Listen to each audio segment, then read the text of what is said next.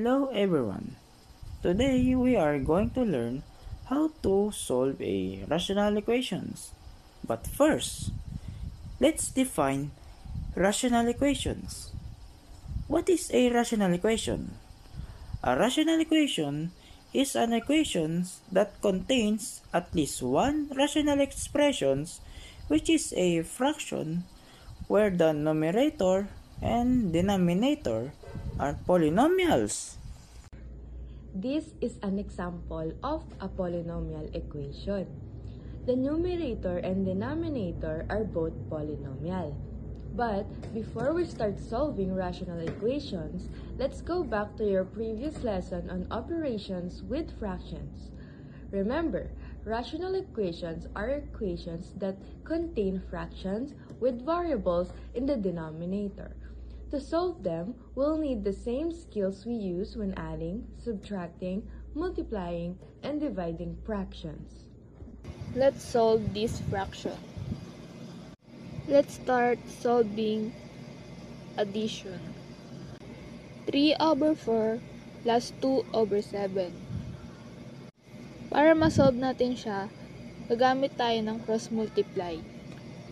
3 times 7 equals 21. 2 times 4 equals 8. And then, after that, yung denominator naman yung i-multiply natin. 4 times 7 equals 28. Ga-add natin yung nakuha natin sa numerator. 21 plus 28 equals 29. Then, copy lang natin yung denominator na 28. So, ang magiging answer natin ay 29/28. Sa subtraction naman, same lang din siya nung sa addition. Mag-iiba lang ng sign. Pero, same method pa rin siya. Gagamit pa rin tayo ng cross-multiply.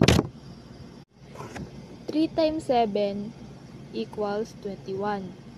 4 times 2 equals 8. And 4 times 7 equals 28. Ipagsusubtract natin yung numerator. 21 minus 28 equals 13. Then, copy ulit yung denominator na 28. So, ang magiging answer natin ay 13/28. Sa multiplication naman, i-multiply natin yung dalawang numerator at denominator. 3 times 2 equals 6. 4 times 7 equals 28. So, ang answer natin is 6/28. Sa division naman, magka-cross multiply tayo. 3 times 7 equals 21. 2 times 4 equals 8. Ang final answer natin is 21/8.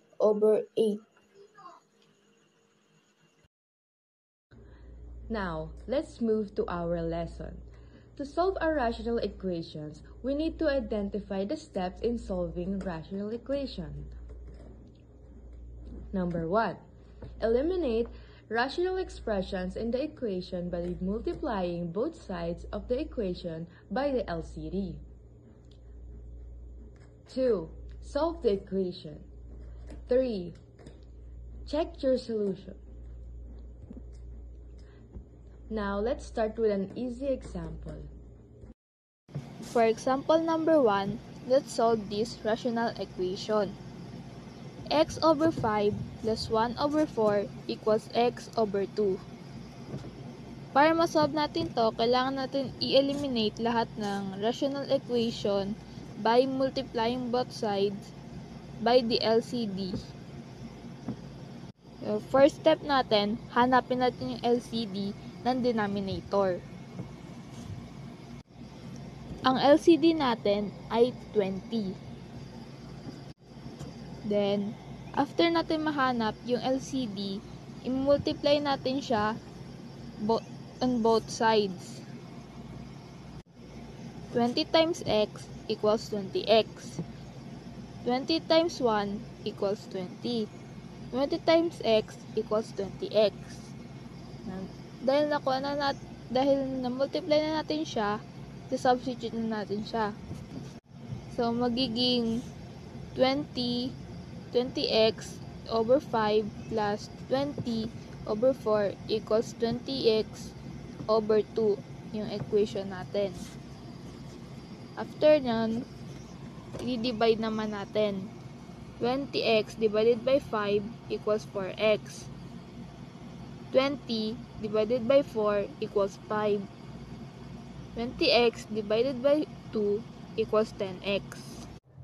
Para ma-solve natin siya, ililipat natin yung 4x sa kabilang equals. Kaya magiging negative yung 4x natin.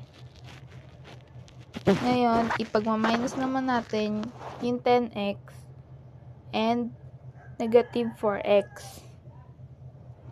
Kaya magiging 6x siya. Para maiwan yung x, i-divide natin siya sa 6. Ngayon, ika-cancel natin yung 6 para maiwan yung x. So, ang may iwan is 5 over 6 equals x. For example number 2, let's solve this equation. X over 5 equals 15 plus x over 3. First, we need to find the LCD of the denominator. Our LCD is 15. Now, let's multiply both sides by 15. 15 times x equals 15x. 15 times 15 equals 225. 15 times x equals 15x. Now, let's substitute our answer. 15x over 5 equals 225 plus 15x over 3.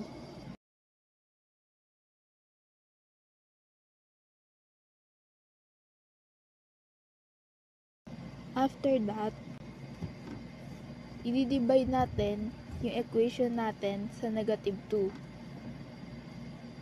para maiwan yung x.